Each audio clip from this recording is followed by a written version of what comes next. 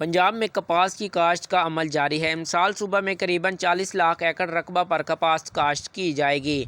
कपास को मुनाफा बख्श बनाने के लिए कपास के बीज, पीबी रोप्स, खादों व दीगर ज़राई मदाखिल पर सब्सिडी फराहम की जा रही है।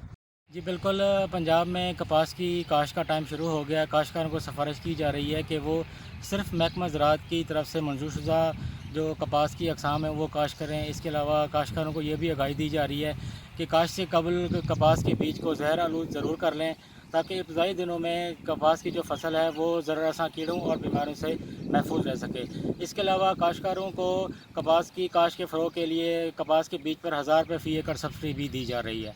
इमसाल कपास पैदावार बढ़ाने के लिए महकमा ज़राअत खसूसी इक़दाम कर रहा है। ज़राई माहिरीन काश्तकारों को सिफारिश कर रहे हैं कि सिर्फ कपास की मंजूर शुदा इक़साम के तस्दीक शुदा बीज इस्तेमाल करें और बुवाई से पहले बीज ज़हर लगाएं, ताकि फसल नश्व नुमा की इब्तदाई दिनों में नुकसानदेह कीड़ों व बीमारियों से महफूज रहे।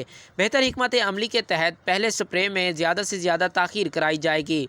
दोस्त कीड़ों की हिफाजत के लिए कपास की फसल पर पहला स्प्रे तरजीहन बायोपेस्टिसाइड्स का कराया जाएगा, ताकि काश्तकारों की लागत काश्त में कमी लाई जा सके और बेहतर पैदावार के हसूल को यकीनी बनाया जा सके। इसके अलावा कपास की बेहतर निगहदाश्त के लिए खसूसी मुहिम चलाई जाएगी। मार्केटों में ज़राई मुदाखिल की दस्तयाबी, मेयार और कीमतों की बाकायदगी से मॉनिटरिंग की जा रही है।